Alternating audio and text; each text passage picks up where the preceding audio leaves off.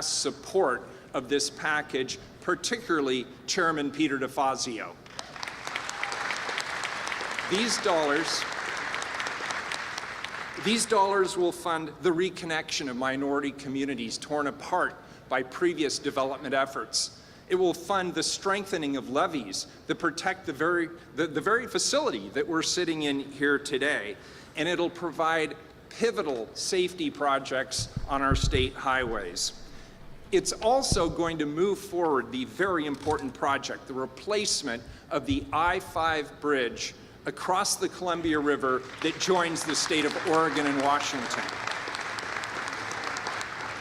Mr. President, it is only because of the level of partnership and collaboration that you led that we will be able to meet our shared objectives of climate, equity, economic growth, and our mobility goals. I look forward to hearing more from President Biden on his vision for building back better. Thank you all for being here today, and now it is my honor to introduce the Governor of the state of Oregon, Kate Brown.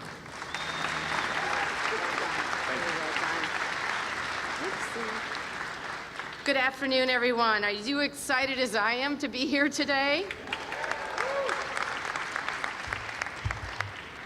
I'm so honored that President Biden has chosen Oregon to visit on the West Coast, and we're very excited to lift up the opportunities that will be provided by the bipartisan infrastructure law, the absolutely exciting and unprecedented opportunities are a game changer for the state and for the entire country.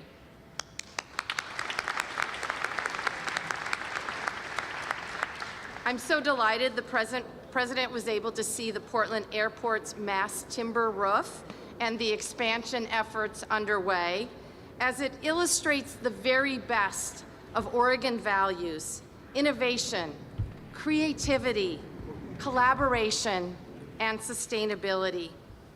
In Oregon, we define infrastructure as not only roads and bridges, but as the core components to supporting the way Oregonians live, work, and play. Access to high-speed broadband, clean drinking water, and renewable energy.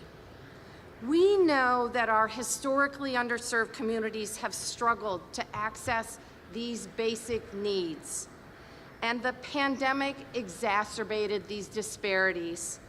That's what's so special about the bipartisan infrastructure law. It elevates opportunities for our communities of color, our rural communities, and people with low incomes to make sure that no one and no community is left behind.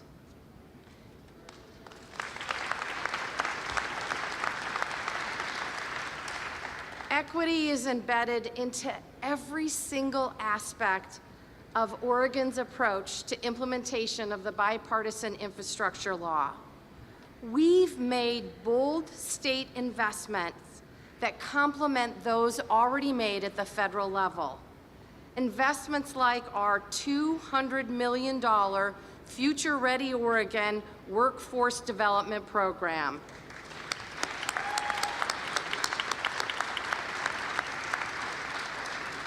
As well as significant investments in affordable housing and child care.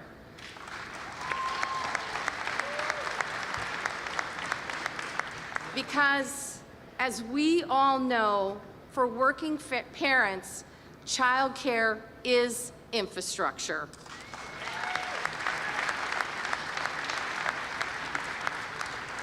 Mr. President, we are so grateful for your leadership as we work together to build a safer, more resilient, just, and equitable United States of America. Thank you.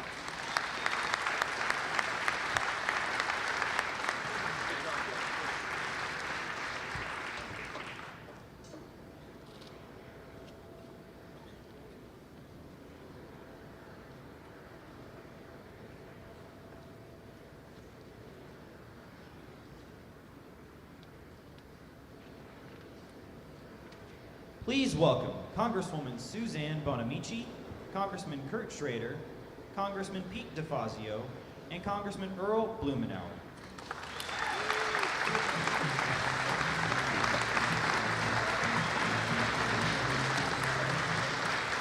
Welcome, everyone, and thank you so much to President Biden for joining us in beautiful Portland, Oregon.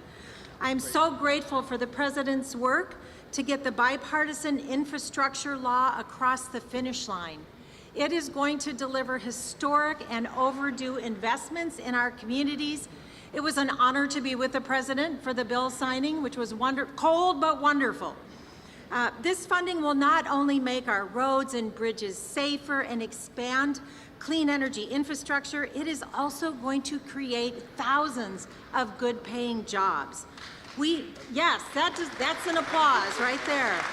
And we have a tremendous opportunity to expand careers in infrastructure and to open doors of opportunity to those who have historically been left behind, especially women and people of color. I've been leading the effort in Congress to make life-changing apprenticeships and pre-apprenticeship programs more accessible with wraparound services that support and help people succeed. Excellent programs like Oregon Tradeswomen and Constructing Hope. Wonderful programs that are models to show not only what can be accomplished here in Oregon, but replicated across the country. And I recently spoke with Melanie, Kat, and Maria. They told me how their pre-apprenticeships gave them a path to a good paycheck and opened the door to home ownership and a better future for their families. And importantly, the investments from the bipartisan infrastructure law will also accelerate our transition to a clean energy economy. I'm honored to serve on the House Select Committee on the Climate Crisis, and I know, as you do, that we must take action. I work to strengthen provisions in the bipartisan infrastructure law to increase access to public transportation, reduce carbon emissions, and strengthen infrastructure to better withstand extreme weather events. I'm very much looking forward to seeing how these historic investments will strengthen infrastructure for generations to come and put us on a path to a better future. And now it's my honor to turn it over to Congressman Kurt Schrader.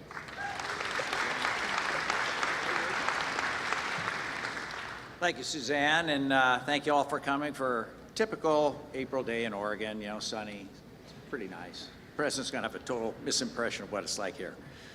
I want to thank the President for coming back to Oregon and celebrate a signature lifetime achievement, the bipartisan infrastructure law. This is huge. This is huge. It was a pleasure to work with the President and his team to get this across the finish line. The largest investment in infrastructure in American history. We're living it right now.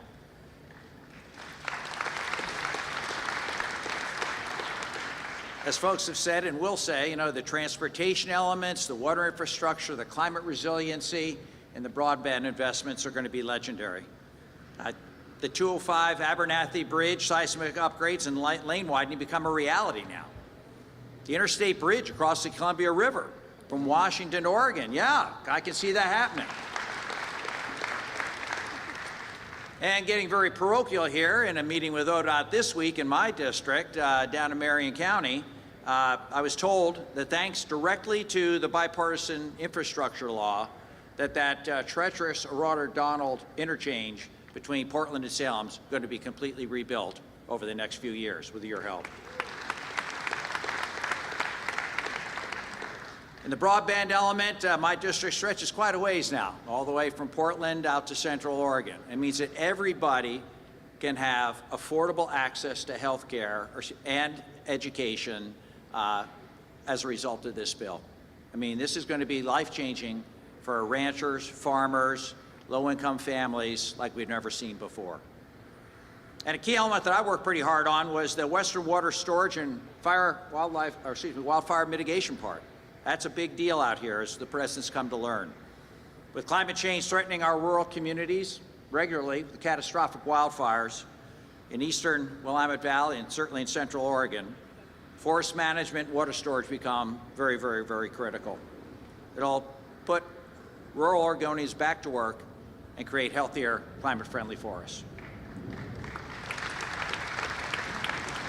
Appreciate the President making all this happen. We're lucky to have him as our President at this point in time. I'd like to introduce one of the chief architects of the transportation bill, if not the chief architect, Congressman Peter DeFazio.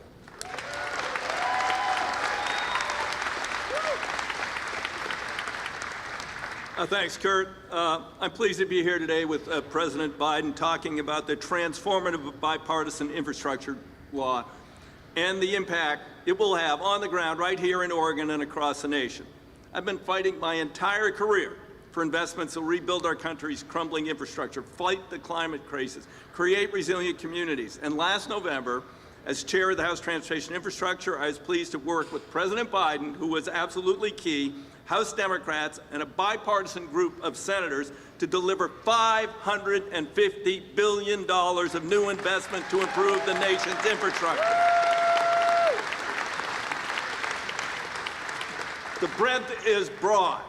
It will not only improve our roads, bridges, it will focus on climate change mitigation, resilience, equity, safety for all users, provide healthy and sustainable rail and transit options for millions of Americans, build a network of electrical vehicles, chargers to facilitate long-distance travel, help connect every American to reliable, high-speed internet, prepare more of our infrastructure for the impacts of climate change, cyber attacks, extreme weather events, and fires, and deliver clean drinking water to every American. These are investments I've championed for years under both Democratic and Republican administrations. The last administration, while they talked really big, they produced nothing. But this president, President Biden, took on this challenge, and we are finally able to deliver for the American people.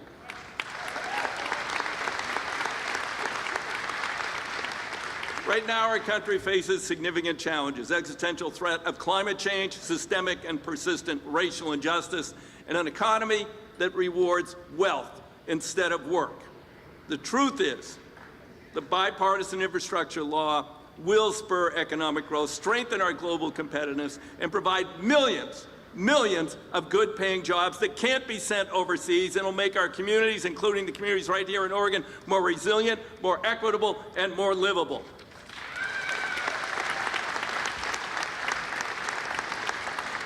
Now, that's just the bottom line. That's only the beginning.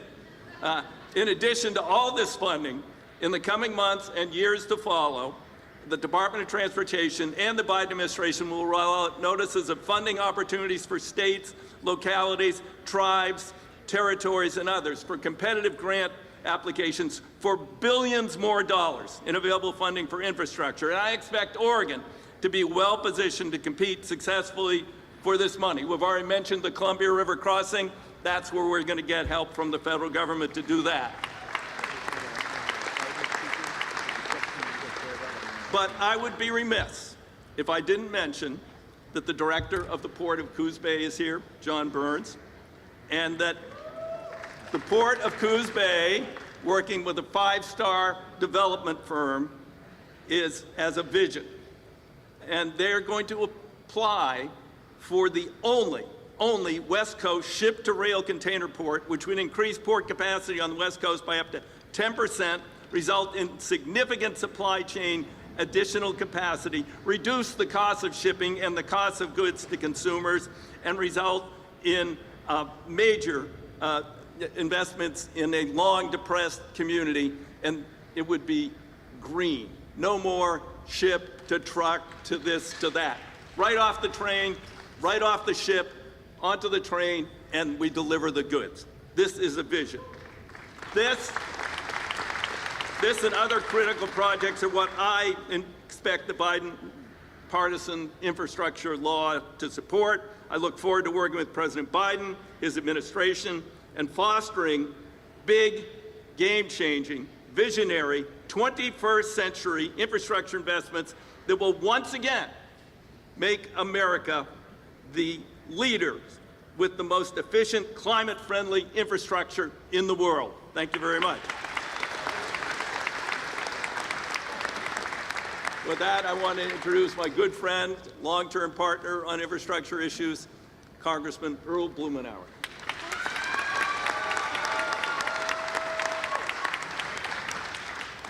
I don't know about you. I'm going to miss that guy.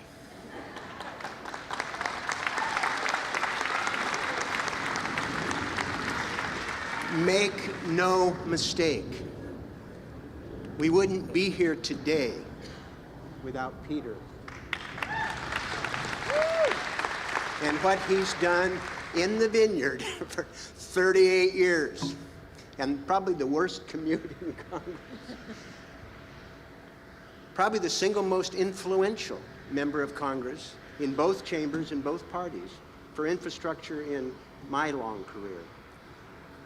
I am proud to have worked with Peter on some of the signature infrastructure projects in our community that helped shape who we are. Light rail, streetcar, what we've done in terms of the Tillicum Crossing, the longest bridge in the United States with no car traffic.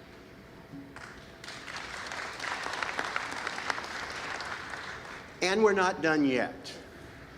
As is referenced, we've got a little challenge in terms of a Columbia River crossing. We have challenges with bridges that aren't seismically stable. Burnside Bridge, just to pick one out of the air.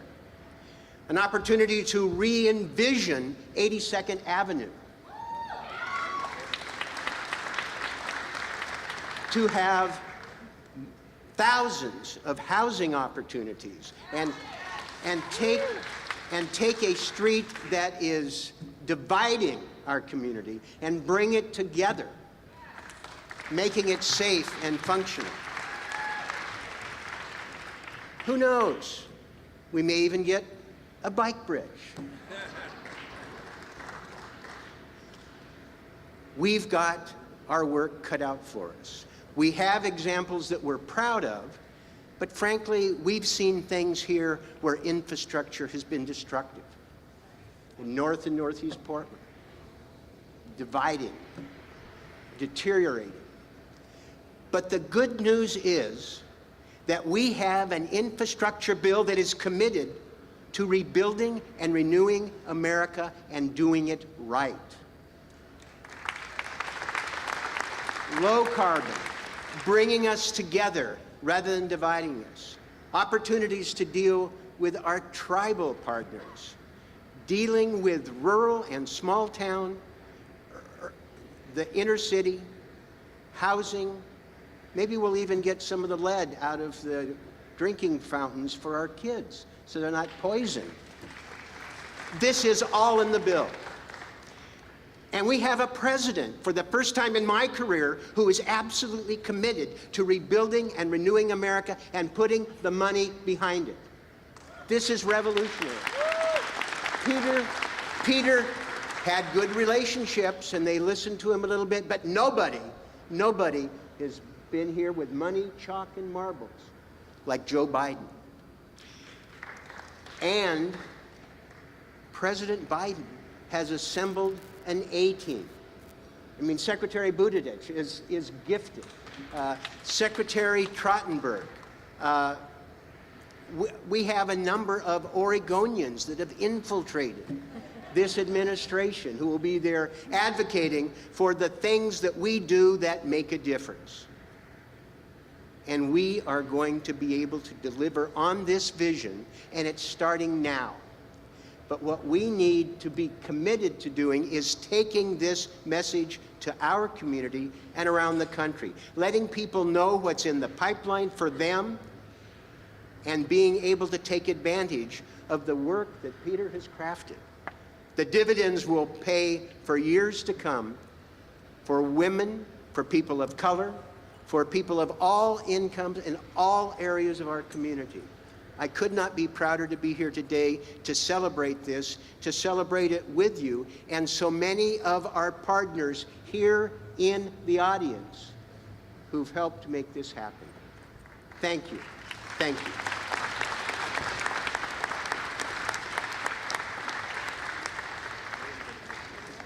Please welcome Senator Jeff Merkley and Senator Ron Wyden.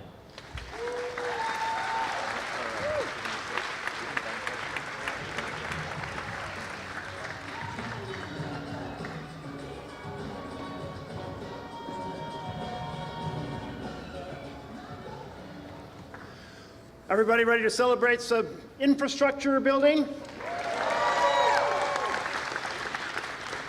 No, we were out looking at that airport roof, and the president was asking, how are we going to get it over the airport? I was wondering the same thing. It's an incredible project being assembled out there, an incredible investment in mass timber. And which state is the leader in mass timber in the United States of America? Oregon. No, it's not long ago that D.R. Johnson down in Riddle, Oregon was putting together the first very handcrafted press for mass timber. And now we have a whole industry taking off, a whole convention last week that had thousands and thousands of people attending about how we're going to rebuild America using mass timber. So we love those products here in the United States of America, and we want to take and sell those products to the entire world. You know, mass timber is great for sequestering carbon, and it really beats out steel and concrete. And because steel and concrete take a lot of energy to build with, so now we're going to be building 4 to 18-story buildings with Oregon mass timber. We're going to do those projects all across this country, and it's really fabulous. But we have some other infrastructure dreams. For example, we're looking forward to this ground-sourced heat pump project that will cool and heat the airport with 80% less energy. We want to get those funds out of the federal government, and Ron and I are going to help make that happen. And the Port of Portland has a mass timber project that would use the Port Terminal number 2 to do affordable housing, modular affordable housing, and we need affordable housing right here in the state of Oregon. And how about that Coos Bay Terminal project, container port project? That's a mega project. I've talked to the Secretary of Transportation 3 times. We have the railroad, we have the deep draft harbor, we need the container port. Let's make it a mega project. It gets built right here on the Oregon coast. And of course, we're going to keep pressing for our other mega project, which is to complete the Columbia River crossing, which we call something else now, the interstate, that one, replacement bridge. All right, you know, the last drawbridge on the entire interstate system jams up the whole metropolitan area, major north-south corridor. Let's get that built as well.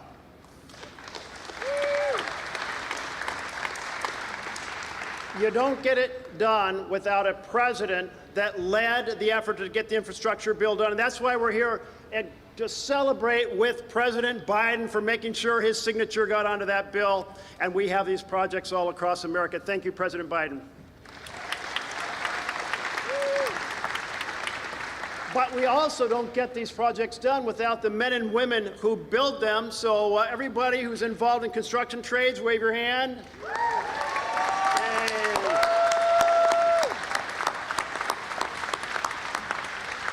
Every possible craft is just going forward, and we need to rebuild America, and we need to do it with good-paying union jobs.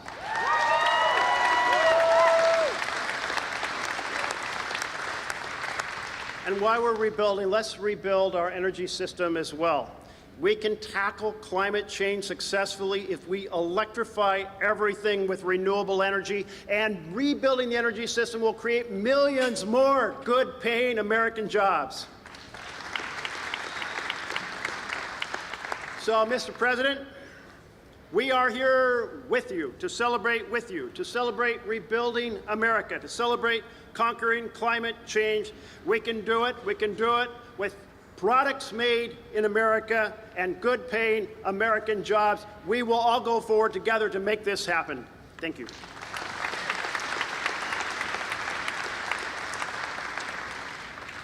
So it's a pleasure to have the president here, but I felt I should start by coming clean on something.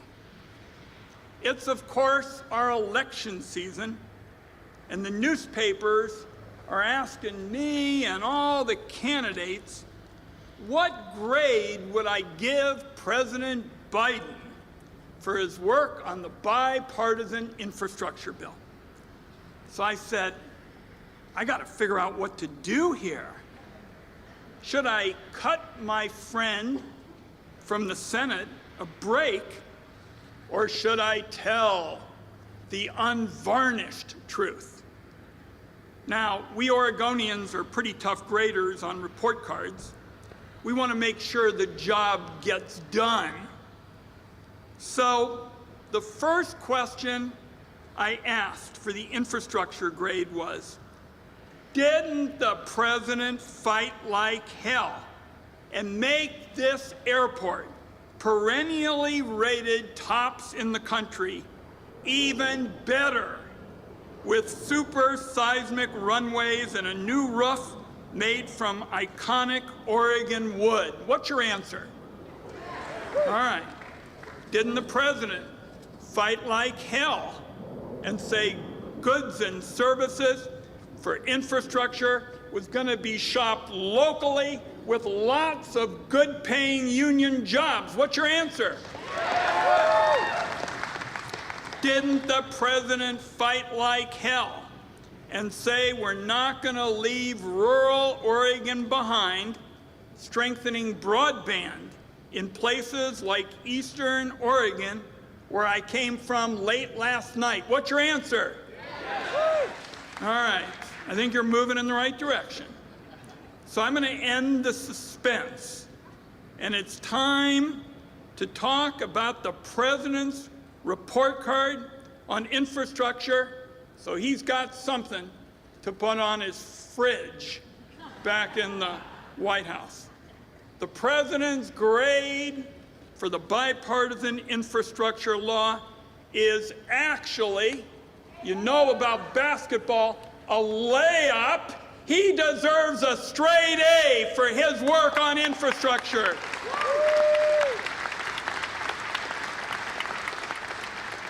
Where is John Burns from Coos Bay? John, get up for a minute. Peter talked about you. Jeff talked about you. Peter and Jeff and I are going to make sure that John ends decades of frustration on the South Coast, moving goods in and out. John is going to make sure we have jobs and growth on the South Coast.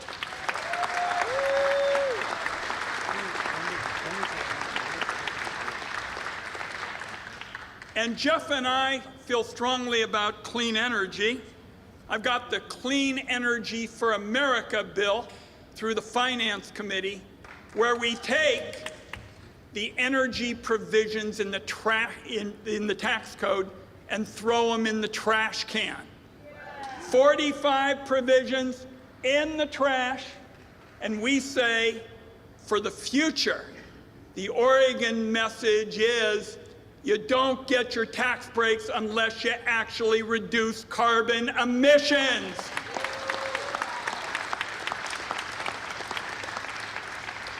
So my colleagues covered so much that was important, but I just want to talk for a moment about the president's support for a stronger domestic semiconductor industry here in Oregon and in America.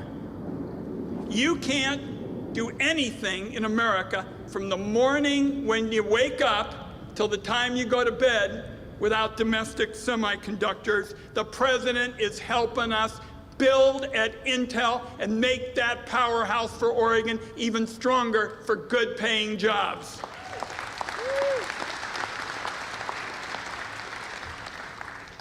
Investments, friends, that get into every nook and cranny of Oregon. And I'm going to close apropos of, we already gave the president an A for his infrastructure bill, but I want to give him a little bit of course credit in addition. You probably know that the president has said it's time to end this tax system where there are two tax codes. One for nurses and firefighters that's mandatory, that they pay every single paycheck. And another tax code for some of the billionaires that can kind of pay what they want when they want to. And the president has said that's not right. He thinks that the billionaires can be successful even if they actually pay some taxes. And I want you to know, with the president's help and my work as chairman of the Senate Finance Committee, we're going to ensure that we have a tax code in America that gives every person in America the opportunity to get ahead, to be successful. And the president says it's time that the billionaires pay their fair share of taxes, like nurses, teachers, and firefighters. The president says it, and I want you to know, as your senior senator, I say, so do I.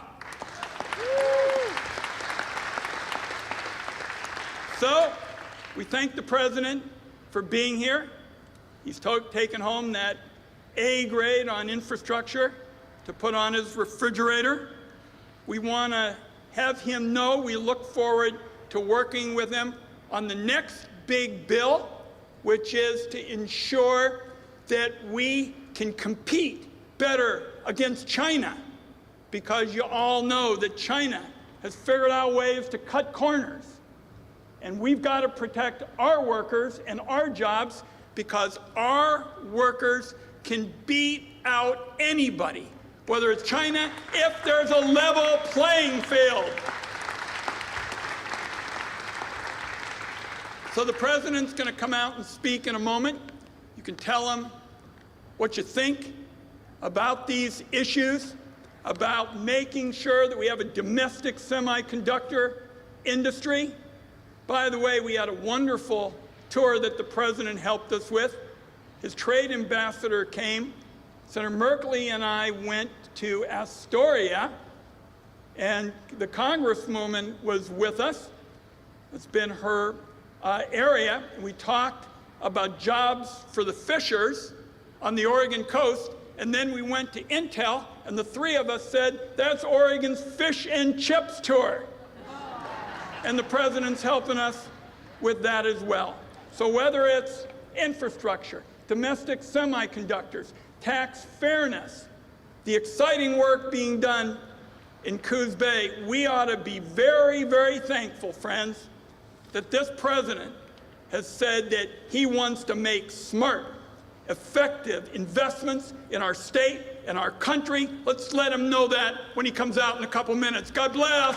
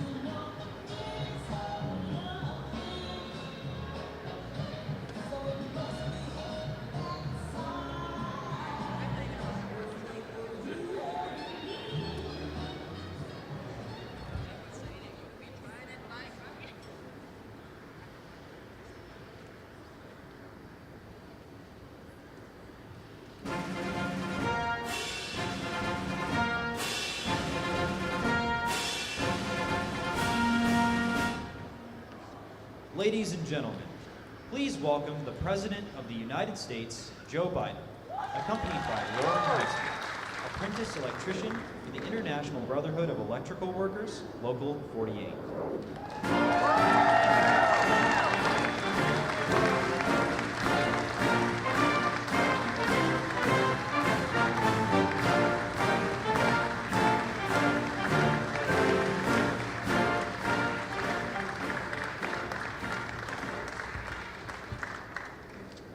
Good afternoon, everyone. My name is Lauren Heitzman. I'm a sixth-term Inside Wire apprentice and an employee of O'Neill Electric. I'm a proud member of the IBEW Local 48 here in Portland.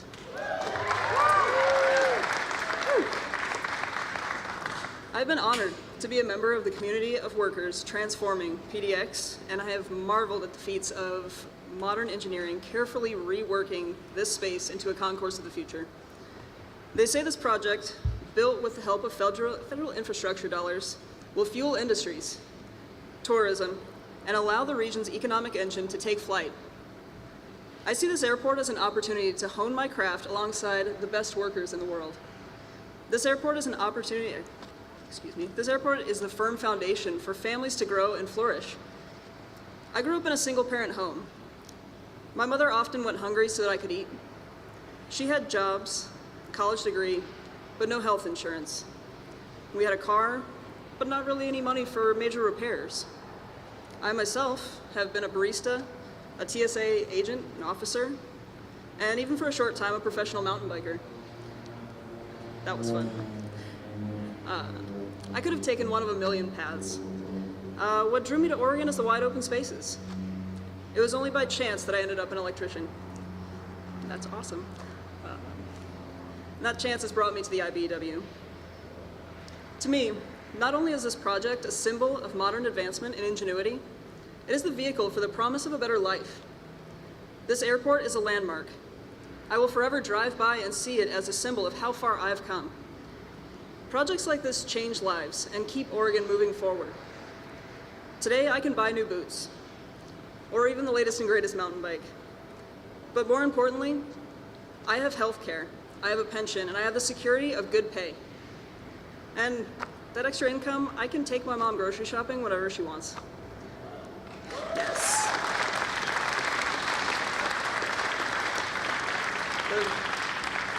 The financial security that I have to take care of my family is what's important, and that's what this job means to me. The bipartisan infrastructure law that passed last year is not just an investment in infrastructure. It is also an investment in good union jobs. It's an investment in good schools and strong communities. It's an investment in me and my union. The men and women of the IBEW, we're just getting started. Yes. We are ready to rebuild the I-5 bridge over the Columbia River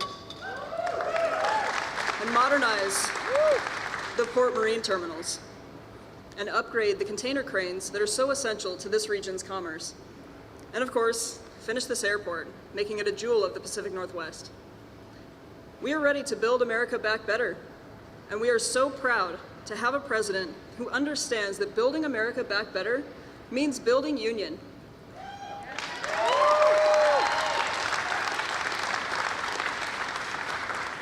And now, it is my absolute honor to introduce you to the President of the United States, President Joe Biden.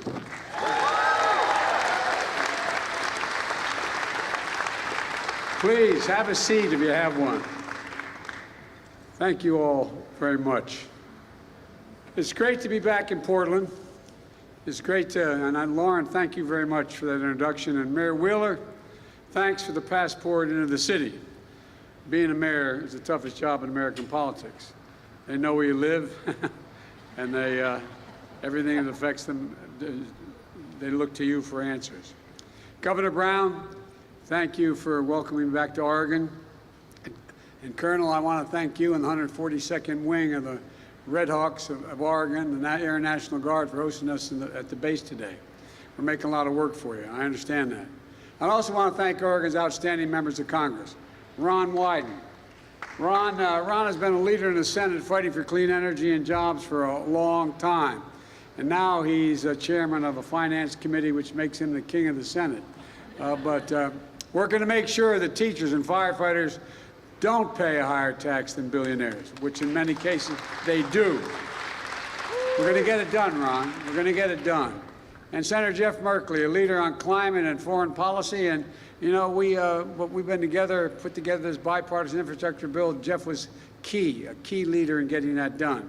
He made sure it included the money for wildfire prevention, help prevent and respond to fires like the thousands that burned 500,000 acres, 500,000 acres across Oregon last year. All those major fires that took place since I've been in office with FEMA. I've been in a helicopter from Northern California to these across the northwest, and into the state of Idaho. It's just devastating what's happened, what continues to happen. And Congressman Pete DeFazio, chair of the Transportation Committee. Pete's helped ensure that we're going to rebuild the country, and we buy American. We buy American. And look, with union workers and U.S. Steel, we're going to miss Pete. We're going to miss you, Pete. I don't know. I wish you weren't leaving. And Congressman Earl, where's Earl? There, Earl, thank you. Earl had me right here on a bicycle, but I don't mind. But I got a new one. It's really not a little race. Anyway, a critical voice in Congress when it comes to investing in infrastructure. Earl helped bring together labor and business to help get this done. And Congressman Kurt Schrader, he's played a key part in the progress we've made as a nation on jobs, economic growth, and clean energy. Thank you very much, pal. And he's strong and consistent voice to make sure we modernize our infrastructure and help Oregon and everyone all across America. You know, the last guy that had this job talked about Infrastructure Week. Every week he'd talk about Infrastructure Week. It didn't come for 4 years. Well, I gave you Infrastructure Decade. This is for 10 years. $1.4 trillion. And Suzanne, who works tirelessly to ensure that we have left out, no one's left out, you know, including women and people of color. We're building a better America. When I got elected, I said, and I meant it, people weren't sure I really meant it, but I said, I want my administration to look like America, and it does. There are more women in my administration than men. There are more women in positions of consequence. There are more African Americans judges that have been appointed than every other president combined has appointed. Folks, I want to thank you all for everything you're doing for the people of Oregon. We're here today to talk about investments we're making to modernize this airport and this an economic engine for the entire region. Though through the bipartisan infrastructure law, we're investing $25 billion to upgrade and modernize American airports out of the money that is the over $1 trillion we're spending in infrastructure. Airports all across America are second rate. I used to tell the story that if in fact I dropped you in the middle of the night in an airport in China and an airport in the United States, took a blindfold off and said where you were, you'd think the one in China was in America.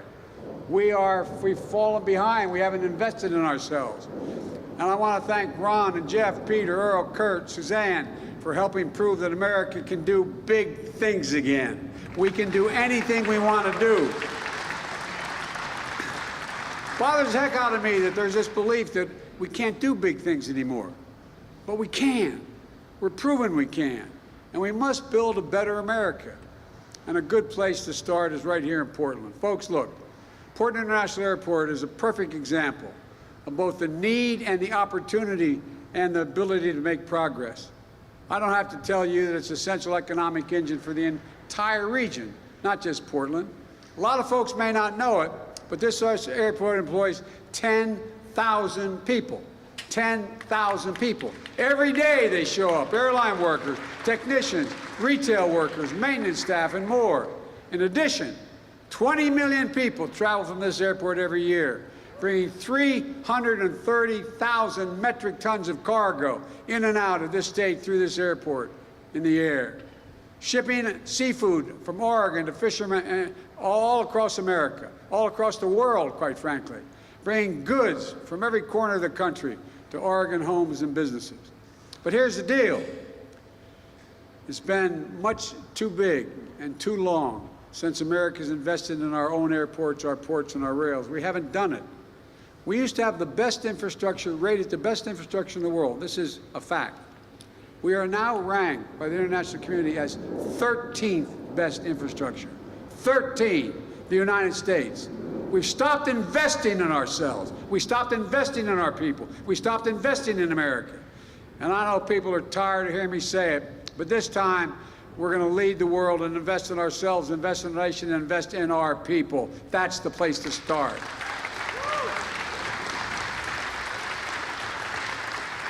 People kind of forget it. America invented modern aviation. But like I said, we've allowed our airports to lag far behind our competitors. I remember when I was vice president, I was flying into New York to make a speech, and I landed in New York in Air Force Two in LaGuardia Airport. As I was walking through the terminal to get out to the vehicles, there was a sign on an escalator going to one of the gates saying that out of order, fixed in 2 months. Not a 2 months, not a joke.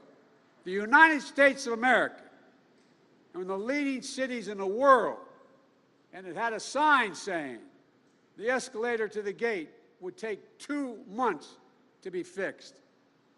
At that time, I said it took the average person, dropped them off, as I said, in LaGuardia or anywhere else, they'd wonder where in God's name they were.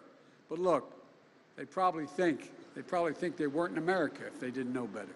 But folks, by the way, LaGuardia I caused a bit of a stir because I said it publicly what was happening. And guess what? The governor and legislature decided they had to change things. And they invested $4 billion into one of the great destinations of the world, New York. The whole point of telling this story is I realize I'm preaching to the choir as we need to invest in American airports and here in Oregon. As I said earlier, through the bipartisan infrastructure bill, which I might add, I wrote the original one with my own paw. I wrote it, sat down and wrote it, because I was convinced there was no other answer other than begin to invest in our country again. And we're investing $25 billion this year to modernize American airports all across this country and across this state, not just here. That includes $211 million this year in Oregon, $42 million being delivered this year alone, not just to modernize PDX, but for 50 additional airports across Oregon, because you got more than one, as you all know. And that's in addition to the $20 million we invested in PDX last year. Look, here's just some of what this investment will do.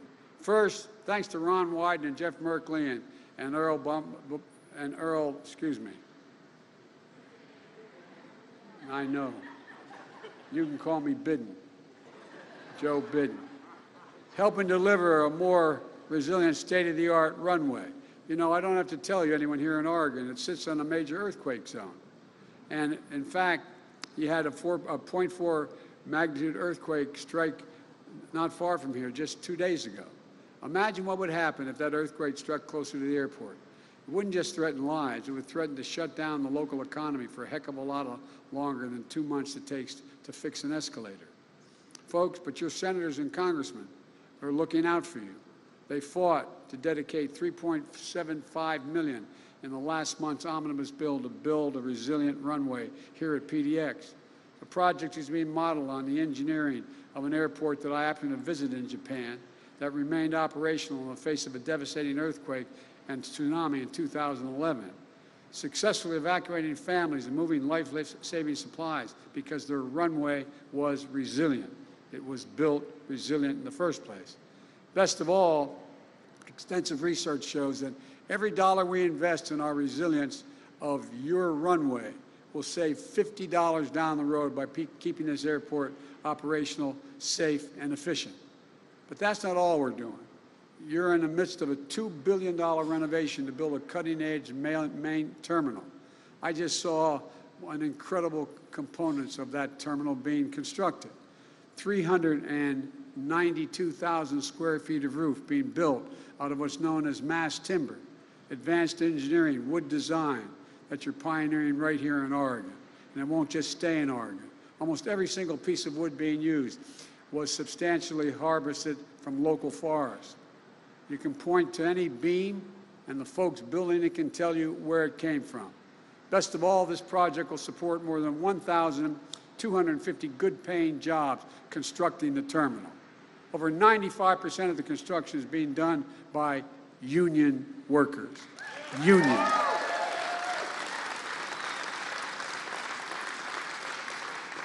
Someone criticizing me too, I guess it was now 2 months ago, said, you know, you use the word union more than all presidents combined. Well, there's a good reason for that. They're the best workers in the world. There's a reason why it makes sense to have a union worker. They train like it's like going to college to get that apprenticeship, not a joke. And in addition to that, they get it done on time and with the best possible results you can get. We already nearly have 280 contracts amounting to $80 million have gone out to small businesses that are minority-owned and women-owned and veteran-owned, lifting up the economy for everyone. And this is just the start. Because of the infrastructure law, we're going to see modern baggage claim area, improved taxiways, and yes, better escalators. And, you know, the investment all across Oregon is going to continue. Like was mentioned earlier by Coos Bay, you know, we've delivered nearly $33 million in January to modernize the main jetty, making it safer and more efficient for ships, boaters, and fishermen. And improving the capacity of that port is something Ron Wyden and Pete DeFazio in particular have been fighting for a long time. All across Oregon, we're sending the message. These ports and airports are open for more business. And we're sending the same message about your roads and your bridges. Right now, there are nearly 400 bridges and about 1,300 miles of highway in poor condition just here in Oregon. It's estimated that driving on those roads that need repair cost Oregon drivers an extra $256 a year in gas, repairs, and longer commute times. That's a $256 hidden tax on Oregon drivers. And thanks to the infrastructure law, we're making the most significant investment to modernize roads and bridges in the last 7 years since Eisenhower's interstate highway system. This year alone, we're delivering $662 million to fix roads and bridges in Oregon, plus an additional $53 million in dedicated funding for bridges. We're also going to start replacing 100% of the lead pipes and water lines that go into homes and schools in this country. You've got an estimated 14,000 lead service lines here in Oregon. Because of the infrastructure law, we're getting rid of the poisonous pipes and delivering $92 million to Oregon this year to provide clean and safe water. Because every American, every child, should be able to turn on a faucet, drink water that's clean, and also create thousands of good-paying jobs for plumbers and pipe fitters in the process. Folks, Ron and Jeff and Earl and Kurt and Suzanne, we all share a core belief that high-speed internet is essential to success in the 21st century. But today, more than 1 in 10 Oregon households don't have high-speed internet. And this law delivers $100 million to Oregon to make high-speed internet affordable and available everywhere in the state, urban, suburban, and rural, creating jobs for union technicians laying down those broadband lines. Never again should a parent have to sit in their car, drive to McDonald's parking lot, sit there with their child to get online so they can do their homework, which was happening during the pandemic. The law also builds up our resilience to extreme weather. Over the last decade, extreme weather has cost the state of Oregon at least $5 billion in damages. $5 billion. Our infrastructure law upgrades modernizing and strengthening transmission lines, helping communities to deal with floods, droughts, wildfires that are only coming with more frequency and ferocity. Folks, there's so much more in this law. We made a lot of progress, and the fact is we have an incredible opportunity ahead of us. But we also know that families are still struggling with higher prices. I grew up in a family where when the price of gasoline went up, it was a conversation at the kitchen table because it made a difference to my dad. We felt it. Let's be absolutely clear about why our prices are high now. 2 reasons. First, COVID. The way the global economy works, if a factory in Vietnam makes a computer chip and shuts down due to COVID in Vietnam, the ripple effect can slow down automobile manufacturing in Detroit. So because of the pandemic, we've had disruptions in our supply of important materials. So prices went up. Just look at automobiles. Last year, they accounted for 1/3 of all the inflation in America. 1/3 was because of automobile companies couldn't get computer chips, and the price of automobiles skyrocketed because there was significant demand because the economy was growing, but no availability. So I'm calling on Congress to pass the Bipartisan Innovation Bill to make more of these chips here at home and speed up the supply chains. And folks, with regard to supply chains, let me say one thing. There's a little outfit called Intel. The chairman of the board of Intel asked me to come and see me in Washington. And he said he wanted to invest $20 billion in a computer chip factory he was going to build just outside of Cleveland. $20 billion. He was going to create thousands of jobs building the facility and thousands of jobs running the facility. Average wage, once the facility was built, $132,000. This is, and now if you guys pass and get me that other bill on my desk, he's prepared to invest another $100 billion, $100 billion in that same facility. And when everybody forgets, we invented the damn thing. We invented the computer chip, not a joke. And all the progress, all the change has come from American technology. We don't make them anymore, basically. But now we're changing that.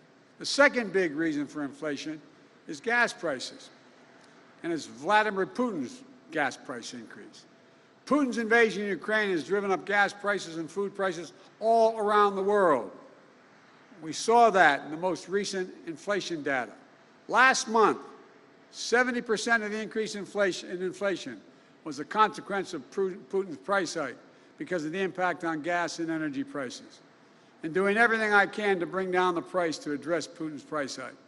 That's why I authorized the release of 1 million barrels per day for the next 6 months from our Strategic Petroleum Reserve. And I worked with oil producers to ramp up production. I coordinated the release with our partners all around the world because I spent a lot of time with them. And they agreed, over 30 countries agreed to release 60 million additional barrels over the same for another 240 million barrels over the next 6 months. The largest collective reserve release in history. Nations coming together to help deny ability to Putin to weaponize his energy resources against American families and families in Europe and around the world. And Americans should be seeing some savings, which are already seen in the price of gas coming down. But we need to do something else. We need to get off this roller coaster of relying on oil. We need to declare America's energy independence. We need to accelerate our path to clean, renewable energy that includes adoption of adaptation of electric vehicles like cars, trains, school buses, and transit. We found new battery technology that is just amazing. Beyond gas prices, I've called on Congress to move immediately to lower the cost of families' utility bills, prescription drug costs, while lowering the deficit and reducing inflationary pressures. Folks, give you one example. There's over 200,000 children in America with type 1 diabetes. They need that vial of insulin all the time. If they don't get it, you know what the average cost for that is nationwide? $647. That's how much it costs them a month. Not only is a concern if you don't have the insurance, you don't have the income. Imagine being the parent, robbed of your dignity, knowing you don't have ability to help your child at all, and seeing what's happening. You know how much it costs them to make that one vial? $10 dollars. $10. With a little bit of help, and I know my colleagues support me, with a little bit of help, and a few Republicans getting out of the way in the United States Congress, because none of them are helping, we can lower that price to $35 a month, and they still make 3.5 times what they pay for. Make a difference in families' lives. We can do it without raising taxes a penny, and anyone making under $400,000. No one making under 400 grand see a penny in their taxes go up. That's the best way Congress can address inflation right now. Lower the cost of other things for people, everyday people working like hell just to keep food on the table. Let me close with this. When I was running for office, I'm sure you heard me say 1,000 times, I was going to build this economy from the bottom up and the middle out. Because when that happens, everybody does well. The wealthy do very, very well. The poor have a way up, and the middle class can grow. As my dad would say, and just have a little bit of breathing room. Just a little bit of breathing room. So we're going to deal in the people and the places that have been left out and left behind. We're making progress. Over the course of my presidency, our recovery has created 7.9 million jobs. More jobs created over the first 14 months of my presidency than any presidency in American history. Over 420,000 manufacturing jobs. Who says we can't manufacture our way through all of this? We're the best workers in the world. Not a joke. Unemployment nationwide is at 3.6%, down from 6.4% when I took office 19 months ago. The fastest decline in unemployment at the start of a term of a president ever recorded.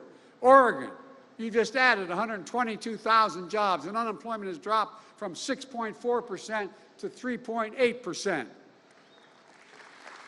Last year, and during all this time, don't listen to my Republican friends in Congress, last year we reduced, my budget reduced the deficit by $350 billion. Hear me? We didn't increase the deficit a penny. We reduced it by $350 billion. And the budget I submitted, we're on our way to getting done this year in 2022. We're on track to reduce the deficit by more than $1,300 billion. $1,300 billion. The largest one-year reduction of deficit in American history. It's particularly important now as we work to reduce the pressure on inflation. Oregon and America have gone from being on the mend to being on the move. We just got to get the hell out of our own way. So we're coming forward with challenges from strength, positions that we're in, not like we've been before. I'm more optimistic about America's potential today than I've been any time in my career. And I've been doing this job in national politics for a long time. Because I see a future that is without a limit. I mean, this is the United States of America, for God's sake. We're the only nation in the world. This is a fact. Look it up. The only nation in the world that's come out of every crisis stronger than when we went into the crisis. Stronger. Every single time. I was with Xi Jinping. I've traveled with 17,000 miles with him and spent more time with any other world leader over a total of, I think, and we're up to 90-some hours of talking or meeting together over the last 6-7 years. And we were in the foothills of the Tibet, and he asked me, he said, I had a translator and he had a simultaneous translator. And he said, can you define America for me? I said, yeah, I can, in one word. And he looked at me, I said, what do you mean in one word? I said, possibilities. Anything's possible in America. Anything's possible. And that's what we're going to do today. Do what we are capable of doing. Stop feeling sorry for ourselves. Get the hell up and take this country back in a way that we lead the world again, because we can do it. We're on the way to doing it. And with the help of your delegation, we're going to get it done. I mean it. There's nothing beyond our capacity. God bless you all, and may God protect our troops. Thank you, thank you, thank you. Appreciate it.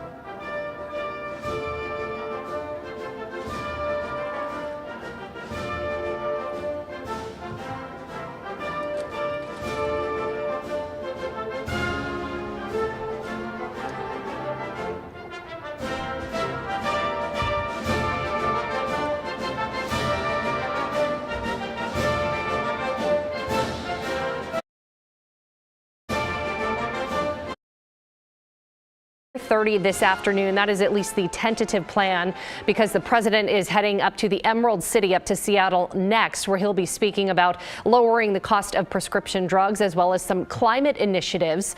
Tomorrow happens to be Earth Day, so that coincides with that climate discussion. So we will bring you much more coverage of the president's speech and his departure coming up during our 4 o'clock newscast right here on KGW. We will also be getting reaction from the Republicans to the president's visit. To Oregon Republicans.